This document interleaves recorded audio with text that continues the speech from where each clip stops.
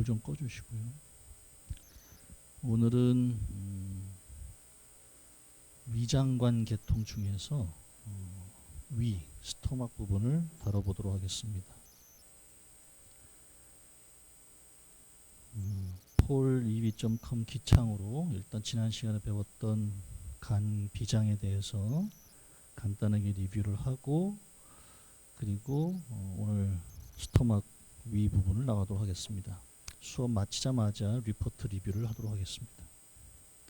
polEV.com/기창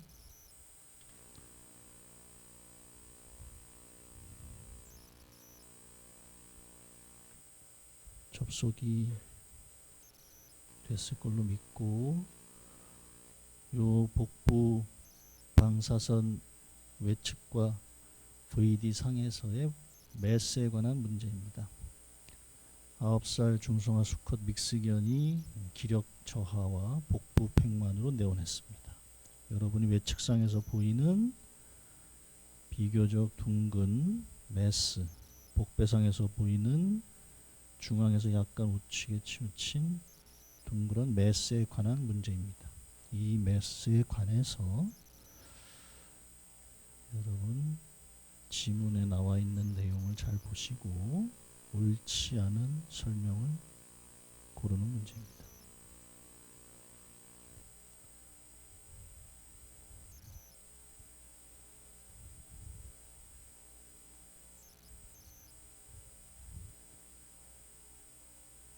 지난 시간에 배웠던 간장과 비장에 대한 리뷰 문제의 성격이기도 합니다.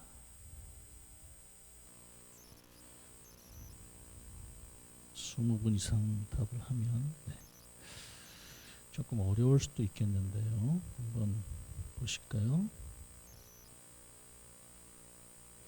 네, 좀 어려움이 많았죠. 지금 옳지 않은 설명인데요. 이 그림은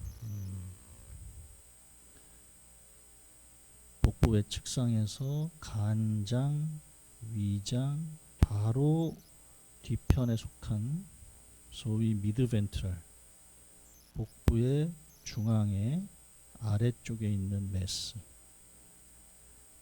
관찰된다면, 간장에서 유래한 포칼한 매스, 비장에서 유래한 매스, 그리고 장관막 림프절이 커지는 경우에 해당되는 매스 다 가능합니다.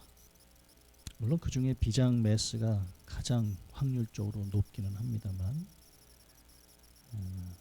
그래서 정답은 오타가 좀 있습니다만 좌측 신장 종양 가능성 사실상 괜찮습니다. 어쨌든 그 생각을 한번 세 가지 종양 가능성은 고려 사항이다. 두 번째 문제입니다. 개와 고양이의 비장에 관한 설명 중 옳은 것은에 관한 문제입니다. 비장은 일반적으로 복부 외측상에서 관찰하기 어렵다. 개와 고양이 전부 다해서. 그리고 VD에서 역시 관찰하기 어렵다. 고양이에 비해 개의 비장은 외측상에서 관찰하기 어렵다. 마취제나 진정제는 비장이 커지는 걸 촉진할 수 있으므로 주의해야 한다. 비장 크기 여부 판단은 반드시 절식 후 촬영해야 한다 하는 문제입니다. 네, 대부분의 학생들이 잘 해줬습니다. 나머지 지문들은 다 옳지 않은 지문들입니다. 비장 관련해서 마취제나 진정제가 비장 확대를 유발할 수 있으므로 주의를 기울여야 합니다. 잘 해주셨습니다. 자, 오늘은 위장에 관해서 나갈 텐데요. 오늘의 수업 목표 사진입니다. 14살 중성화하지 않은 수컷 메일 인텍트 MI라고 썼습니다. 믹스견이 구토와 식욕 부진으로 내원을 했습니다. 구토도 했고 식욕도 부진인데, 요 촬영상을 보고 요 사진은 내원 당시, 그리고 내원 후 하루, 내원 후 이틀이 지나도 변함이 없는 사진입니다. 이렇게 단 한순간의 사진이 아니고 여러 번에 걸쳐서 촬영을 해도, 시간 간격을 두고 하루 이상이 지나서 촬영을 해도 이와 같은 영상을 보이는 상태. 좀 어려운 환자의 경우입니다만 오늘 이와 같은 내용을 좀 한번 여러분과 같이 살펴보도록 하겠습니다. 여러분은 이미 이 복부 외측상에서 입체적으로 또 그로스 어네토미상 간, 그리고 스토막, 위장, 그리고 비장에 대한 위치를 잘 배웠습니다. 오늘은 요 간의 바로 뒤에 있는, 외측상에서 볼 때는 간의 바로 뒤에 있는 가스 또는 음식물이 좀 혼재된 위장에 대해서 배워보도록 하겠습니다.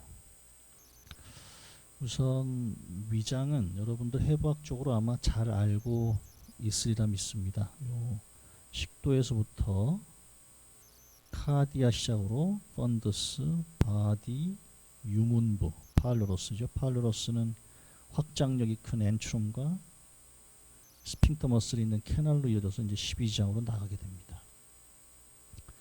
방선상에서, 엑스레이 사진상에서 여러분은 대체적인 형상을 그릴 것입니다.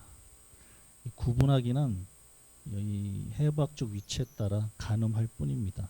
실제로 카디아 부분 쉽게 우리가 확인되기는 어렵죠. 대체적인 위의 둥근 형태, 그리고 유문부의 위치를 보고 파악할 뿐입니다. 사진상에서 제일 중요한 것은 여러분들 앞으로 이제 사진 보다 보면 전체적인 위 내용에서 특히 많이 강조되는 부분이 이제 유문부라고 여러분들이 이제 아마 듣게 될 겁니다. 배출로이기도 하니까. 그 다음에 여러분 너무나 잘 알고 있는 위벽 주름이 있죠. 위에는 주름들이 많이 져 있습니다. 위벽 주름 자체는 뭐 개수가 다 개체마다 조금씩 다릅니다만은 굉장히 주름져 있는 장기입니다. 위는 그 점만 잘 생각하시고 요 위벽 주름에 관한 내용을 조금 더 얘기해 볼까 합니다. 그러면 저렇게 주름져 있는 위, 일반적인 이 방선 사진상에서 잘 안 보입니다. 이렇습니다. 사진상 VD상에서 보자면 간 바로 아래에 있는 왼편에서 위에 펀더스 바디가 이제 노출이 될 텐데요. 요 위 모양을 보면 어떤 분들은 간혹 이렇게 올록볼록한 거 보기도 합니다. 이게 음식물인지 위벽 주름인지, 위벽 주름 여러분 상상하면 이렇게 올록볼록하지 않겠습니까? 사실 판단이 되게 어렵습니다. 그래서 일반 플레인 사진에서는 짐작은 가능한데 구체적으로 음식물과 섞여 있어서 알기가 매우 어렵죠. 근데 이제 여러분들 간혹 위장관 조형이라고 사람에서도 하고 반려동물에서도 가끔씩 행하는데 최근엔 빈도수가 좀 줄었습니다만 위에다가 바륨 현타액 조영제를 먹이면 이렇게 위가 하얀 조영제로 차 있는 것을 볼 수가 있습니다. 이 조영제 색깔이 하얘서 하얗게 나온 게 아니고 여러분들 잘 알다시피 방사선 불투과도가 높아지는 상황입니다. 그럴 때 위벽 주름이 있는 것을 짐작해야 합니다. 비교적 팽만된 위지만 위벽 주름이 있기 때문에 이렇게 온폭 들어간 것처럼 조영제가 차지 않은 것처럼 보이죠. 요 위장관 조영제 다른 사진에서도 위벽 주름 사이사이로 이렇게 고랑처럼 조영제가 잘 묻지 않은 것도 보이기도 합니다. 그래서 요 위벽 주름의 두께도 사실 우리가 중요하긴 한데요. 이렇게 사진상으로는 입체적으로 알 수가 없으니 이런 위벽 두께는 초음파 단면상에서는 이와 같이 위에 시로사부터 시작해서 머스큘라, 서브뮤코자, 뮤코자, 그 다음에 내강의 벽에 닿는 면, 이렇게 해서 이 벽의 두께를 재기가 좋거든요. 근데 볼록한 게 바로 위벽 주름입니다. 루갈 폴드.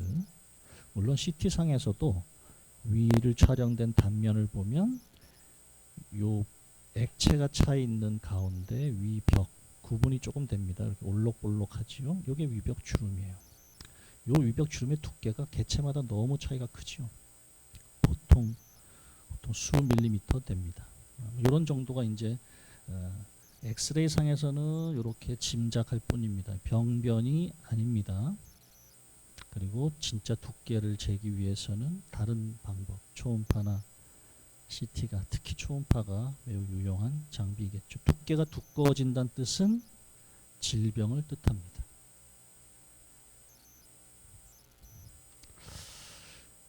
위의 상태는 어떤 음식물을 섭취했느냐, 또 섭취한 후 시간이 얼마나 지났느냐에 따라서 매우 다양합니다. 따라서 한 장의 스틸 사진으로 이 환자를 가늠하기는 매우 어렵습니다. 가령 이렇게 주로 위 전체가 가스로 차 있는 상태가 있을 수 있습니다. 이거는 아마 X선 사진 촬영 시에 되게 호흡이 힘든 경우는 이렇게 공기를 머금기도 합니다. 그리고 일반적으로 이렇게 절식하지 않고 병원에 내원하면 밥을 먹은 상태가 이렇게 위 내에 머물러 있는 것이 보여집니다. 또는 가스와 위 내용물, 플루이드가 약간 혼재돼 가지고 검게 보이는 가스, 조금 덜 검은 내용물들. 때로는 이렇게 절식이 잘 된 상태라면 위 내에 소량의 가스 외에는 아무것도 남아있지 않은 그런 상태로도 보일 수 있습니다. 저희들이 일반적으로 사람의 경우에는 이런 검사를 받으러 갈 때 보통 절식을 많이 하게 되는데, 특히 위장관 계통이라면은, 그러나 이제 그 동물 환자는 그렇게 하기가 쉽지가 않아서 보통 이렇게 위내 내용물이 좀 차 있거나 엑스선 찍을 때 힘들어할 때 공기를 먹는 경우 꽤 자주 볼 수 있습니다. 이 자체가 병은 아닙니다. 확장이 조금 되어 있긴 합니다만은.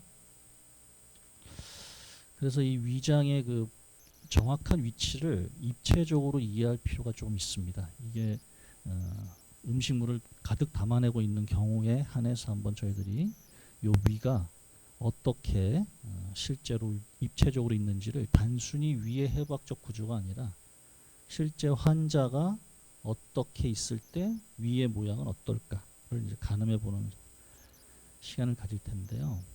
요건 이제 쉽게 제가 설명을 드리면은, 위는 여러분 왼팔을 이렇게 편하게 내린 다음에 반을 접어서 배를 가지런히 해보면 이렇게 왼팔처럼 생겼습니다. 그래서 왼팔의 위 팔꿈치 부분에서 위에 부분이 펀더스가 됩니다. 그리고 바디에서 유문부로 나갑니다.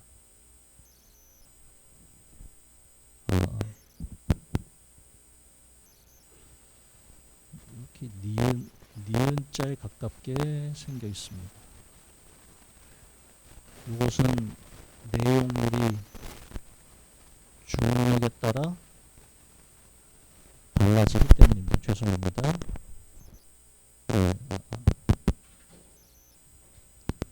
가만히 생각을 해보시기 바랍니다. 왜 중요하냐면 펀더스와 바디의 위치가 높낮이가 있습니다. 예를 들어서 지금 이 CT 사진은 여러분 등을 바닥에 대고 찍은 사진을 짐작할 수 있습니다. 플루이드가 수평 계면을 이루고 있습니다. 좀 이따가 한 번 더 내용을 살펴보겠습니다. 그리고 우행화위와 좌행화일 때 유문부의 위치가, 우행화위에서는 오른편에 가 있는 유문부에 액체나 내용물이 가득 차니까 이렇게 방사선 불투과도가 높은 동그란 원형의 구조로 보입니다. 반대로 좌행화위로 하면 오른편에 있는 유문부가 상층으로 뜨니까 가스가 모이게 됩니다. 그래서 이렇게 레디오루센트한 음영으로 보이게 됩니다. 자, 이제 위의 위치를 대략 이해를 하셨으니 요 바륨을 넣은 위에 충만도가 요 가운데 바디 쪽, 즉 팔로 따지면 요 팔꿈치 아랫부분은 차질 않았습니다.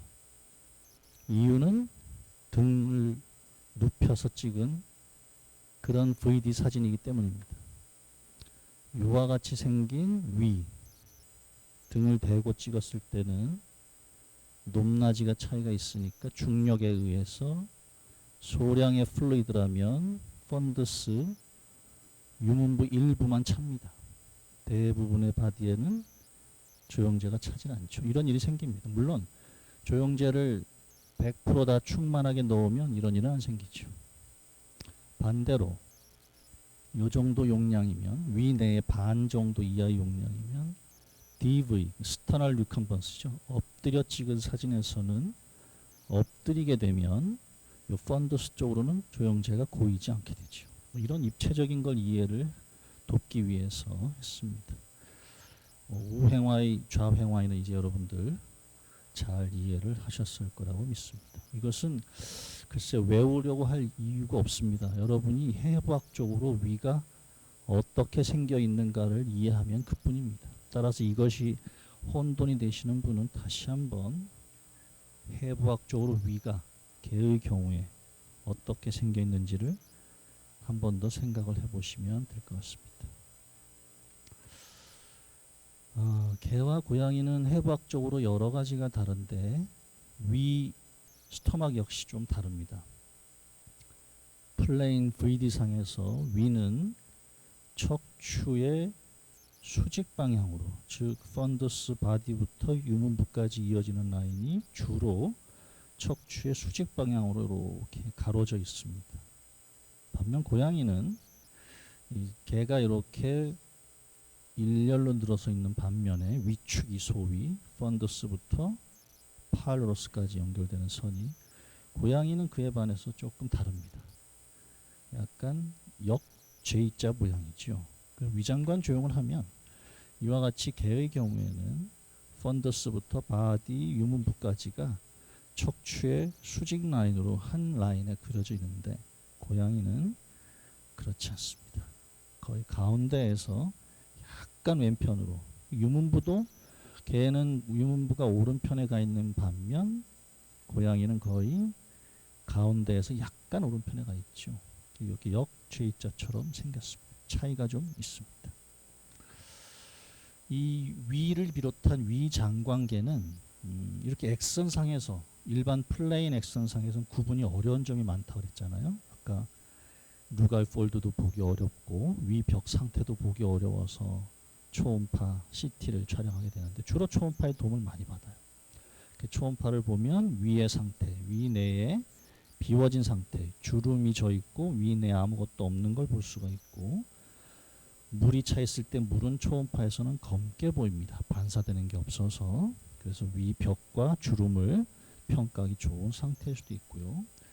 이렇게 인테스틴도 고속도로처럼, 마치 국도처럼 이렇게 반듯한 장을 시로사부터 시작해서 머스큘라, 서브뮤코자, 뮤코자, 내강을 이렇게 잘 들여다볼 수가 있습니다.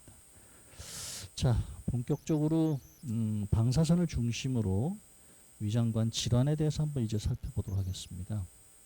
크게 이 반려동물이 겪는, 개와 고양이에서 많이 겪는 위장관 질환은 이물이 제일 흔합니다.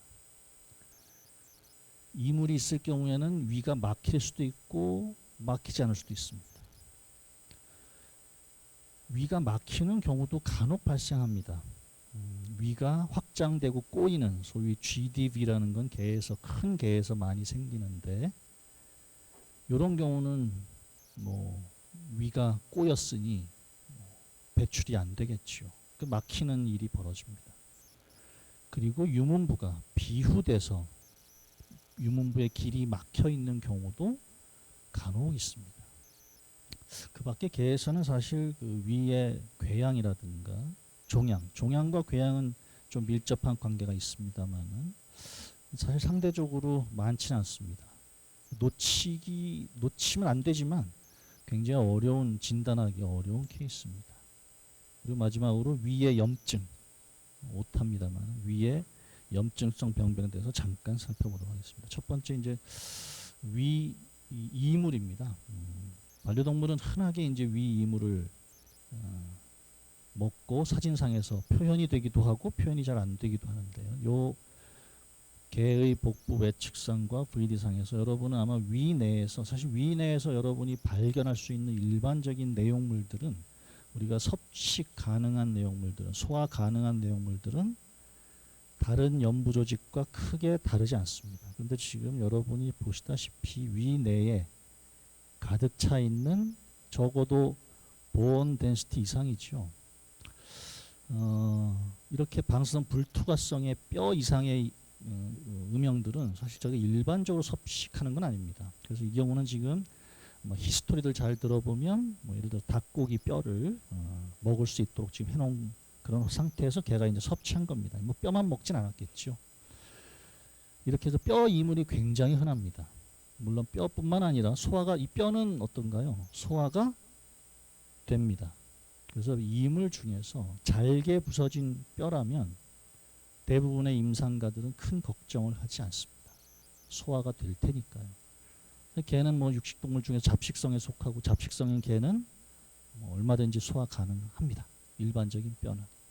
물론 덩어리가 너무너무 커서 소화가 하기 어려운 경우라면 예외가 될 것이고, 너무너무 뾰족하고 위장관을 직접적으로 손상시키는 뼈도 위험하겠지만, 사실 이와 같은 정도의 뼈 이물이라 하면 큰 걱정은 없습니다. 이제 큰 걱정이 되는 것들은요, 소화가 불가능한 것들이 되는 것이죠. 그래서 섭식 가능한, 뭐 일반적으로 섭식 가능한 건 아닌데 그래도 실수로라도 먹을 수 있을 법한 것들, 그 방사선 사진상에서 드러날 법한 것들을 주변에 있는 사물들을 좀 촬영을 해봤습니다. 여러분이 보는 사진들 중에서 아마 굉장히 방사선 불투과도가 높은 건 메탈입니다. 메탈에 가깝죠. 요것은 여러분들, 그 다음에 메탈에 가깝지 않은 비교적 뭔가 동그란 게 2개 있는 정도가 있을 것이고, 정형화되지 않은 것들도 있을 것입니다. 한번 하나씩 살펴볼까요? 요것은 여러분 전체 그림을 보여주면 금방 알 테지만 금속 가위입니다. 이것은 이제 금속 성분을 섭취하면 이렇게 보입니다. 그 다음에 동그랗게 보이는, 거의 메탈과 비슷한 음영으로 보이는 건 저희들 여러분 많이 쓰는 자석 있죠. 겉에는 플라스틱입니다. 그럼 이 플라스틱이 가운데 동그랗게 심어져 있는 자석만 지금 영상화됩니다. 그러면 주변에 있는 플라스틱은 상대적으로 안 보입니다. 따라서 지금 요 음영은 가운데 있는 일부 동그란 자석만 보입니다. 그리고 좀 기괴하다 싶을 정도의 모양은 솔방울입니다. 단단한 솔방울도 금속이나 뼈처럼 단단한 건 아니지만 비교적 단단한 것에 속하니까 이렇게 불투과도가 좀 높게 나옵니다. 직사각으로 생긴 요것은 지우개입니다. 지우개는 고무 성분이고 매우 치밀합니다. 그래서 어떤 지우개는 정말 메탈처럼 나오기도 합니다. 이것은 여러분 너무 잘 알고 있는, 우리가 일반적으로 보는 뼈입니다. 그리고 2개 동그라미처럼 생긴 건 병뚜껑이에요. 플라스틱 병뚜껑. 그런데 얇은 부위는 방사선상에서 보이지 않습니다. 다만 겹치는 부위가 있는 것들만 지금 보이고 있습니다. 따라서 보이는 게 전부 다가 아니라, 마찬가지로 자석도 마찬가지지만, 요거는 분실할 경우에 에어팟입니다. 혹시라도 이런 모양 생긴 것들 에어팟. 요거는 조그만 장난감 자동차입니다. 가운데 2개의 바퀴를 잇는 쇠가 하나 있고요. 요거는 우리가 일반적으로 보는 돌입니다. 매우 방사선 불투과도 높죠. 요거는 여러분 흔히 쓰고 버리는 마스크입니다. 마스크에 이렇게 메탈이 있죠. 사실 지금 여기 보이는 것들은 대부분 방사선 불투과도가 높아요. 그래서 주의만 기울이면 그래도 찾아낼 수는 있을 것 같긴 합니다. 하지만 이런 것들, 패브릭, 섬유 재질들은 정말 곤란합니다. 찾기가. 다양한 섬유 재질들을 지금 6종류를 지금 실어놨습니다. 한번 볼까요? 요거 젖은 양말입니다. 요거는 스타킹입니다. 요거는 붕대입니다. 약간 습기를 머금고 있는 상황입니다. 그 밑에 있는 3개 역시 매우 뭉쳐져 있는 것 같긴 한데요. 하나씩 보면 이렇게 우리 흔히 쓰는 물티슈 있죠. 물티슈입니다. 그리고 이거는 방수포로 많이 쓰이는 것들 있죠. 그겁니다. 겹쳐놓은 겁니다. 요게 이렇게 얇은 조각만 있을 때는 전혀 찾기는 어렵겠죠. 요거는 소위 털 뭉친 거 헤어볼입니다. 사실 이러한 패브릭이 위 내에 어딘가 있다면 이거는 별도로 존재하니까 우리가 짐작이 가능하지, 위 내에 음식물과 섞여 있다면 매우 알기가 어려울 것입니다. 물론 알아내는 이제 다양한 방법도 있긴 합니다만은 뭐 이 시간에는 그것이 목표는 아니니까 그냥 이렇게 굉장히 패브릭인 경우는 쉽지 않다라는 얘기를 드리고, 굉장히 눈에 잘 띄는 이제 이물로 또 다시 시선을 옮겨서 이것은 누가 봐도 여러분들 짐작 가능한 메탈입니다. 이렇게 복배상에서 둥글게 보이고 요건 약간 겹쳐서 지금 보이는데 좀 이레귤러하고, 대개 동전들이 그렇습니다. 근데 동전 자체가 위험한 건 아닙니다. 동전이 어떤 성분을 품고 있느냐는 위험합니다. 예를 들어서 지금 링컨이 있는 1페니짜리 미국 동전인데 여기는 아연 함량이 거의 뭐 95% 이상이라고 그래요. 90% 이상. 이렇게 아연 함량이 높으면 이것이 부식되면 위 내에서 아연 중독에 걸립니다. 특히 아연 중독에 취약한 품종이 있습니다. 개 중에서 찾아보시기 바랍니다. 그러니까 이 위 이렇게 동그란 물질 자체는 이 정도 사이즈면 개의 크기에 따라서는 쉽게 배출이 됩니다. 부식돼서 중독을 일으키는 것이 문제입니다. 그리고 위 내에서 가스로 좀 차 있는데 그 안에 이렇게 굉장히 커다랗게 위 전체를 가득 메우고 있는 이런 경우는 이것이 판단하기가 굉장히 어렵습니다. 내용물일지 이물일지. 그런데 이것이 지금 내원 당시 사진이 아니고 하루가 지났다고 하면 이것은 정상이 아니죠. 하루 사이에 아무것도 안 먹었다고 가정할 때 이 경우는 지금 접착제 같은 것이 엉겨 붙어 가지고 내용물들과 뭐 풀과 등등이 엉겨 붙어 있는 그런 상황입니다. 이런 녹기가 어렵고 소화도 안 되니까 수술적 외에는 교정 방법이 없습니다. 좀 어려운 거는 이렇게 좀 큰 애들이 이제 장난도 잘 치고 뭐 이것저것 자주 먹는 애들 중에서 갑자기 이제 구토를 합니다. 구토를 한다는 것은 이제 위장관 계통 질환 중에 대표적인 거니까. 물론 구토 원인은 너무나 많습니다. 콩팥이 안 좋아도 구토를 하지만 이 경우는 사실 요 복부 외측상에서 플레인상에서 잘 뭐가 있는지 없는지 구분이 잘 안 되는 그런 상태입니다. 아무리 확대를 해봐도 잘 모르겠고요. 뭐가 있는 것 같다라고 만약에 누군가가 의심을 할 때 어떻게 할 것이냐. 첫 번째, 그냥 바륨 조영제를 쓰는 그런 방법이 아니고 가스를 넣을 수도 있습니다. 가스를 넣는다는 것은 대조도를 좋게 하는 것이죠. 가스는 까맣고 그 외 위 내에는 일반 사료도 약간 좀 불투가 높고, 만약에 장난감을 먹었더라도 불투가 더 높을 때니까 구분이 됩니다. 이 정도 되면 여러분들 혹시 뭐가 보이긴 하나요?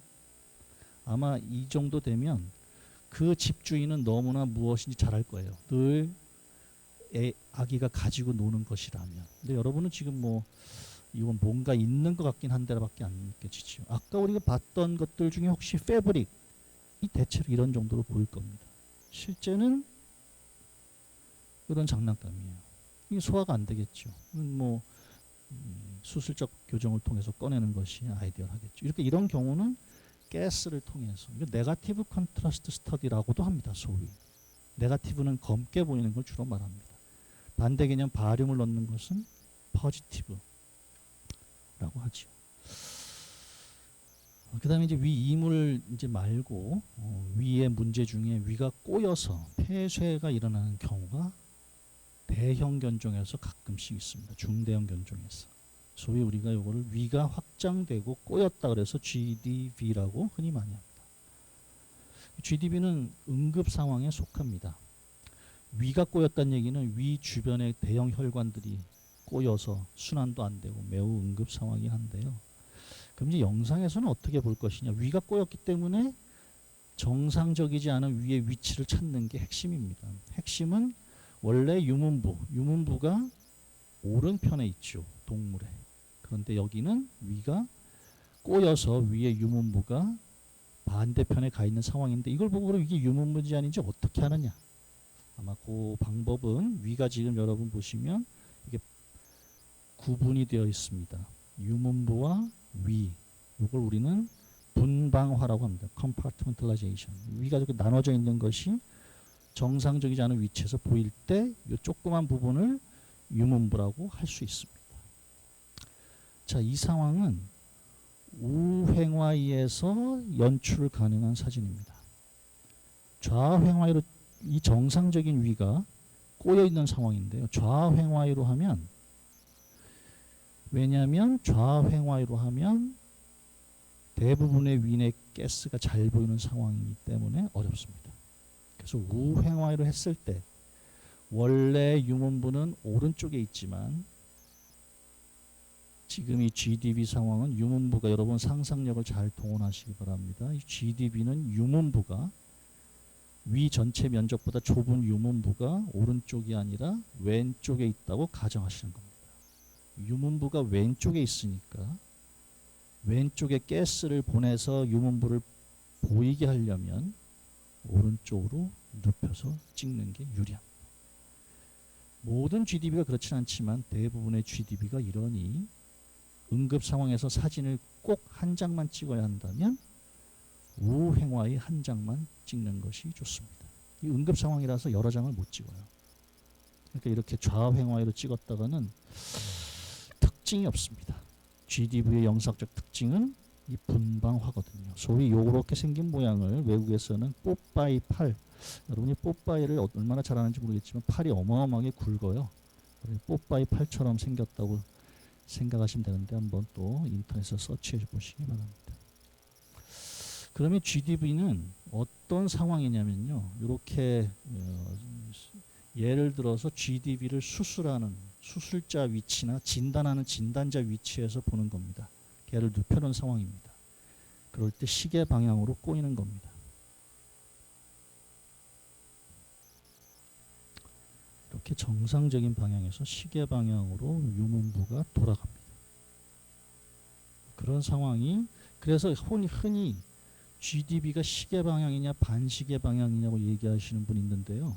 의미가 없는 얘기입니다. 어디서 보느냐가 문제입니다. 술자나 확인자가 동물을 눕혀놓고 그때 봤을 때 시계 방향입니다. 등에서 보면 또 다르겠죠. 그래서 이것은 실제 케이스를 미주리 대학에 계신 병리 전문가 선생님이 저에게 보내주신 사진인데요. 여러분 너무나 금방 알겠죠? 이건 우횡화의 사진이고 분방화, 좁은 편이 유문부입니다. 전체 위고요. 유문부는 원래 여기 있지 않습니다. 그래서 실제 이렇게 위가 꼬여 있는 사진을 보내주셨고, 바로 잡으면 유문부는 이렇게 벤트럴 쪽에 있어야 합니다. 자, 그 다음에 이제 위가 막히는 경우 중에 굉장히 어려운 경우인데요. 이 환자는 오랜 시간 동안 위가 이렇게 확장이 되어 있는 상황입니다. 바륨 조영제를 넣어서 촬영을 해봐도 위가 확장돼서 좀처럼 위가 줄어들지 않는 상황입니다. 여러분들도 위가 계속 확장되어 있지는 않습니다. 식사를 하면 위는 음식물을 분쇄하는 역할을 하고 위를 30분에서 1시간 뒤에는 비웁니다. 근데 전혀 지금 위가 비워지지 않은 상황입니다. 결국 요 유문부 파일로러스 쪽으로 배출이 안 되는 상황을 짐작해야 합니다. 그러면 어떤 경우에 유문부로 배출이 안 될까 이렇게 생각을 해봅니다.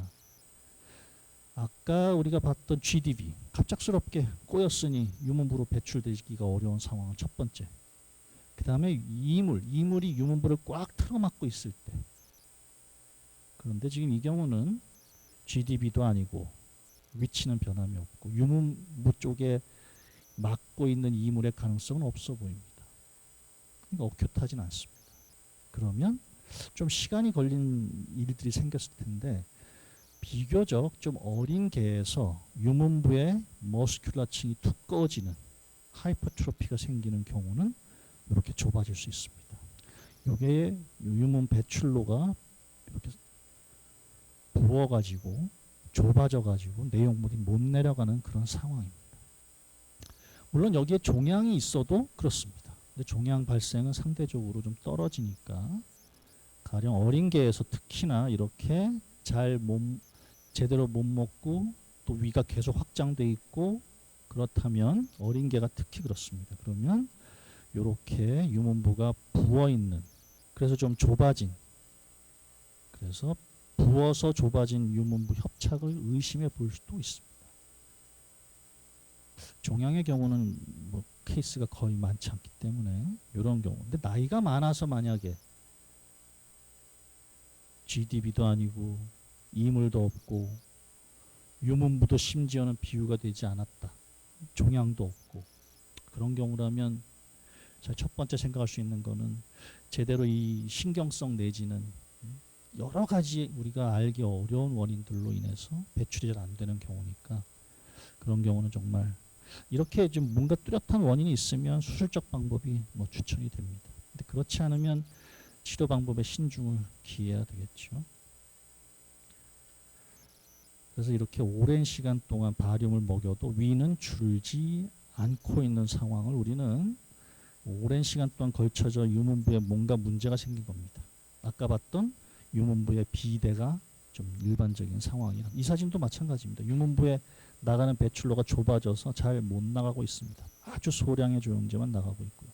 그러면 위인의 종양은 그러면 어떤 경우가 있을까 한번 생각을 해볼까요? 드물긴 하지만 만약에 종양이 있다면 이렇게 악성 종양입니다. 악성 종양만 있는 건 아닙니다만, 고양이 경우는 사실 림포마가 또, 고양이는 늘 림포마가 따라붙을 수밖에 없습니다. 요 위 상태에서 대개 이렇게 유문부 쪽에 가깝게 종양성 변화가, 매스가 이게 생기면 악성 쪽으로 좀 가깝습니다. 그런데 이렇게 카디아, 이 식도에서 위로 들어가는 요 연접부에서 기원한 쪽의 매스는 또 양성이 조금 더 우세한 편입니다. 물론 케이스가 많지가 않아가지고 굉장히 조심스럽습니다만, 그리고 모양 자체가 이렇게 양성은 되게 동글동글한 편입니다. 모든 양성 종양은 반드시 수술적 제거가 필요하지는 않습니다. 뭐 크게 영향을 안 주면. 그러나 악성 종양인 경우라면 이제 얘기가 좀 많이 달라지긴 하는데, 다행히 이 케이스가 발생례가 많지는 않아서 참 다행인데, 아마 그것은 진단하기 어려워서이기도 합니다. 이러한 매스가 있을 때 사실 진단이 여간 까다로운 게 아닙니다. 이 필링 디펙트라고 써놓은 것은 만약에 매스가 있다면 바륨 조영제를 먹이면 위를 채운다면 매스가 있는 공간은 위가 조영제가 차지 않을 것이죠. 그래서 조영제 충진 결손이라고 해서 필링 디펙트, 거기에 매스가 있겠구나. 그럼 이 매스와 내용물, 음식물하고 구분은 쉽진 않습니다. 근데 이게 진짜 매스라면 뭐 유동적이지 않고 가만히 고정적으로 있겠죠. 근데 이렇게 그 위 내의 종양은 이런 번거로운 작업보다는 사실상 이렇게 조영제를 먹여서 필링 디펙트가 있고 여기가 종양이 아닌가, 이거는 굉장히 어렵습니다. 실제로는. 왜냐하면 여러분 가만히 생각해 보시면 조영제를 조금만 먹였으면 어떻게 될까요?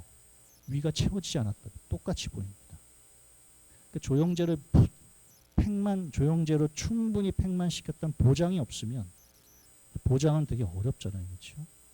내려가기도 하고 또 토하기도 하고 사실상 까다롭습니다. 그래서 최근에는 그래서 초음파를 통해서 위 내의 상황, 특히 위 벽의 상황을 알아봅니다. 그것이 지금은 굉장히 많이 쓰이는 방법이고, 따라서 조영 촬영의 여러 가지 한계 때문에 초음파가 훨씬 더 많이 쓰이는 편이긴 합니다. 초음파를 보면 정상의 위 벽, 주름이 있고 있는 상황에 비해 뭔가 매스가 있는 것을 알아내는 게 조금 더 용이합니다. 물론 초음파라고 다 쉬운 건 아닙니다만. 그래서 이제 그 연구들이 이제 어떻게 되어 있냐면, 일반 방사선 사진상으로는 잘 어렵고 조영제 먹이는 것도 쉽지가 않고, 초음파도 어떻게 보면 때로는 어려우니 이렇게 그 CT 촬영을 통해서 엔도스코피 한 것처럼 보이는 가상 위 내시경, 가상 결장 내시경 이런 등등을 하게 됩니다.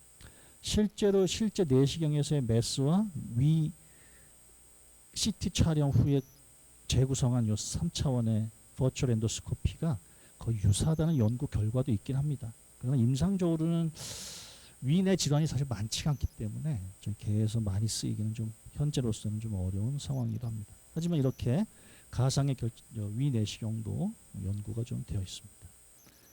그리고 이제 위의 염증인데요. 일반적인 위의 염증은 다양한 요인에 의해서 발생됩니다. 흔히 저희가 위염하지 않습니까? 자극적인 음식을 먹었을 때라든가. 근데 좀 독특한 위의 염증이 있습니다. 엑선 사진상에서 구분 가능한 염증, 유일하다고 봐집니다. 거의.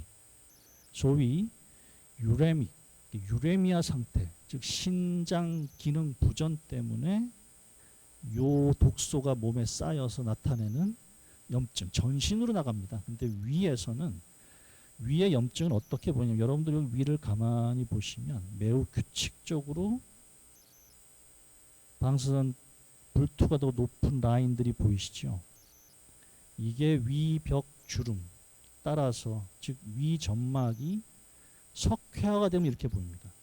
엑선상에서 이렇게 잘 보인다는 뜻은 이 석회화, 미네랄라이제이션 또는 클래시피케이션, 광물질화, 석회화 그런 이름으로 되었을 때만 보입니다.